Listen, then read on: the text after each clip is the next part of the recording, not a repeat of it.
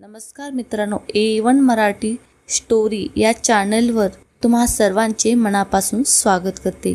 तर चला आपल्या कथेला सुरुवात करूया. माझं नाव सुमन. गावातल्या प्रत्येक मुलाला माझ्याकडे पाहिल्याशिवाय राहत नव्हतं. माझ्या सौंदर्याची चर्चा चौकात, बाजारात, अगदी श्रीमंताच्या पार्टीतही व्हायची. पण मला माझ्या रूपाचा खूप गर्व होता. आमच्या बंगल्यात एक नवीन नोकर आला होता. नाव होतं शिवा. साधे कपडे, शांत स्वभाव आणि खाली नजर करून बोलणारा. तो मुलगा मला अजिबात आवडत नव्हता. पण हळूहळू माझी नजर त्याच्यावर थांबू लागली, कारण त्याच्या डोळ्यामध्ये काहीतरी वेगळंच रहस्य होतं. त्या रात्री पाऊस खूप पडत होता.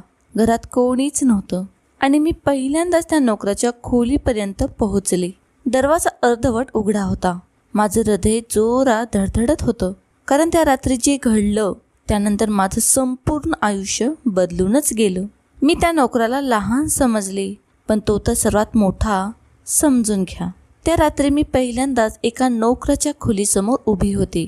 माझ्या हातात गरम चहाचा कप होता, पण मनात हजारो प्रश्न होते.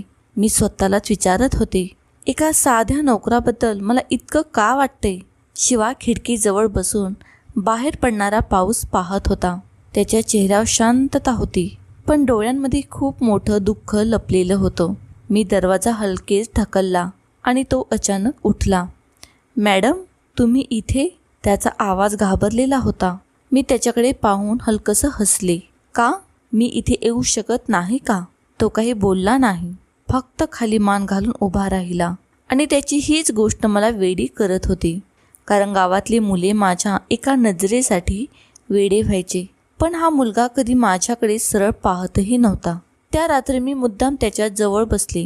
पावसाचा आवाज, बंद खोली आणि आमच्यातली शांतता, सगळंच काहीतरी वेगळं घडणार असल्याचा इशारा देत होतं. शिवा, तू नेहमी इतका शांत का असतोस? मी विचारलं. तो थोडा हसला. गरीब माणसांनी जास्त बोललेलं चांगलं दिसत नाही मॅडम. त्याचं उत्तर माझ्या मनाला लागलं. पहिल्यांदाच कोणीतरी माझ्यासमोर स्वतःचा स्वाभिमान इतक्या शांतपणे उभा करत होता. त्या दिवसानंतर माझं लक्ष सतत शिवाकडे जाऊ लागलं. तो सकाळी अंगण साफ करत असला किंवा आईच्या औषधांसाठी धावत असला, माझी नजर त्याच्यावर थांबायची. पण घरातले बाकी लोक त्याचा खूप अपमान करायचे, विशेषतः माझे पप्पा. ए नोकरा, तुझी लायकी विसरू नकोस, हे वाक्य ते रोज त्याला ऐकवायचे. पण शिवा कधी उत्तर द्यायचा नाही. एक दिवस मी रागात बाबांना म्हणाले, तुम्ही त्याच्याशी असं का बोलला? तो इतका वाईट नाही. हे ऐकून माझे पप्पा माझ्याकडे रागाने पाहू लागले. सुमन, तू एका नोकराची बाजू घेतलीस. त्यांच्या आवाजात संशय होता. त्या दिवसापासून घरातलं वातावरण बदललं. आईने मला सावध केलं. बाळा, श्रीमंत आणि गरीब यांच्यात अंतर असतं, ते विसरू नकोस. पण मला आता त्या अंतराचा तिरस्कार वाटू लागला होता. एका रात्री मी पाणी प्यायला खाली आले आणि मला हॉलमध्ये कुजबुज ऐकू आली. मी लपून पाहिलं. शिवा फोनवर कोणाशी तरी बोलत होता. हो, अजून वेळ आलेली नाही, मी योग्य वेळची वाट पाहतोय. हे ऐकताच माझ्या पायाखालची जमीन सरकली. तो नेमका कोण होता? आमच्या घरात काम करण्यामागे त्याचा उद्देश काय होता? दुसऱ्या दिवशी मी त्याच्या खोलीत गेले. तो बाहेर गेला होता. मी कपाट उघडलं आणि आज जे पाहिलं ते पाहून माझा श्वास अडकला. तिथे महागडे कपडे, एका मोठ्या कंपनीचे ID कार्ड आणि लाखो रुपयांचे कागद होते. माझा हात थरथरत होते. हा खरंच नोकर आहे की काहीतरी वेगळंच? तेवढ्यात मागून आवाज आला, माझ्याबद्दल जाणून घ्यायचंय मॅडम. मी घाबरून मागे वळले. दारात शिवा उभा होता आणि त्याच्या चेहऱ्यावर पहिल्यांदाच एक रहस्यमय स्मित होतं. मी घाबरून त्याच्याकडे पाहत राहिले. त्या क्षणी पहिल्यांदा शिवाच्या डोळ्यांमध्ये मला एका नोकराची भीती दिसत नव्हती, तर एका मोठ्या रहस्याचा आत्मविश्वास दिसत होता.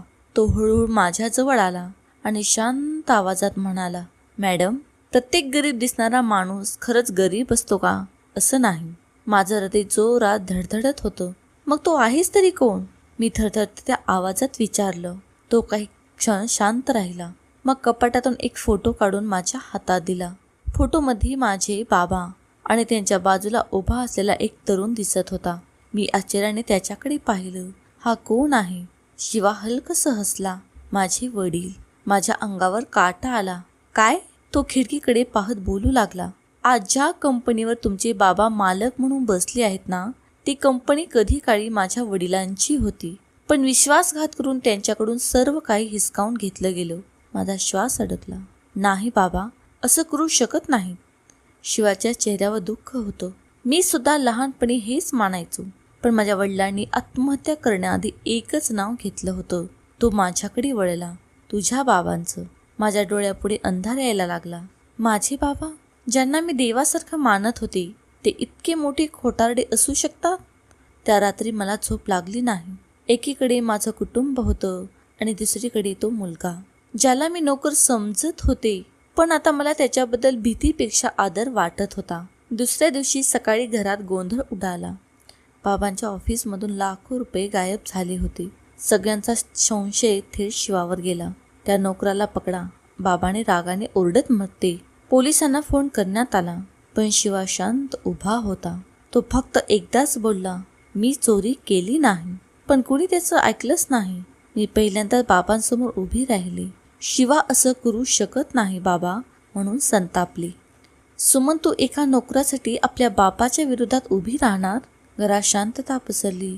माझ्या डोळ्यात पाणी आलं, पण त्याच वेळी शिवाने माझा हात हलकेच पकडला आणि म्हणाला, माझ्यासाठी स्वतःच्या कुटुंबाशी भांडू नका मॅडम.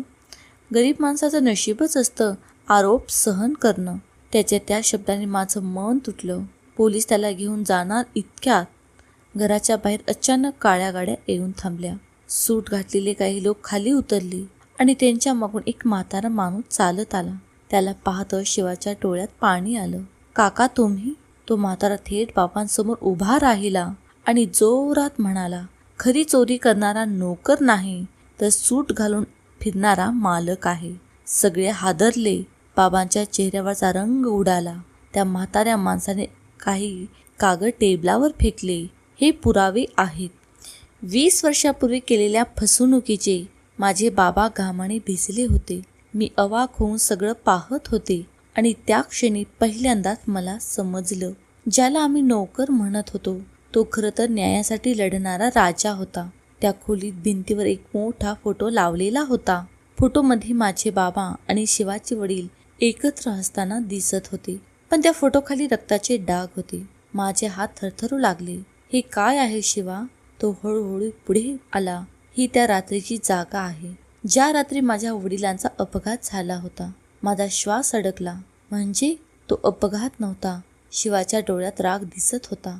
तुझ्या बाबाने त्याला फसवलं, कंपनी हिसकावली आणि जेव्हा त्याने विरोध केला, ते कायमचे गप्प झाले. मी मागे सरकले. नाही, बाबा खून करू शकत नाही. तेवढ्यात अचानक मागून टाळ्यांचा आवाज आला. मी घाबरून मागे वळले. दारात बाबा उभे होते. त्यांच्या हातात बंदूक होती. शेवटी सत्य इथपर्यंत पोहोचलेच. माझ्या अंगावर काटा आला. बाबा, तुम्ही इथे? ते हसू लागले. सुमन, या गरीब मुलावर विश्वास ठेवून तू मोठी चूक केलीस. शिवा शांत उभा होता. आज नाही लपू शकणार सत्य. बाबाने रागाने ओरडले. हो, मी केलं होतं सगळं, कारण मला गरीब लोकांचा तिरस्कार होता. तुझ्या बापाने माझ्यावर विश्वास ठेवला आणि मी त्याचा फायदा घेतला. माझ्या डोळ्यातून अश्रू वाहू लागले. माझे संपूर्ण आयुष्य खोटं निघालं होतं. बाबांनी बंदूक शिवाकडे रोखली. आज तुझा शेवट होईल. मी जोरात शिवासमोर उभी राहिली. नाही बाबा. गोळीचा आवाज संपूर्ण कारखान्यात घुमला. क्षणभर सगळं शांत झालं. मी हळूहळू डोळे उघडले आणि पाहिलं, शिवाने मला वाचवण्यासाठी स्वतः गोळी झेलली होती. शिवा जमिनीवर पडला. त्याच्या छातीतून रक्त वाहत होतं. मी रडत त्याला मिठी मारली. पहिल्यांदा त्याच्या मनातलं प्रेम अश्रूंमधून बाहेर आलं होतं. पोलिसांचा आवाज बाहेरून येत होता. कारखाना चारही बाजूंनी वेढला गेला होता. बाबा पळण्याचा प्रयत्न करत होते, पण पोलिसांनी त्याला पकडलं. जाताना त्यांनी माझ्याकडे पाहिलं, पण आज त्यांच्या डोळ्यात ताकद नव्हती, फक्त पराभव होता.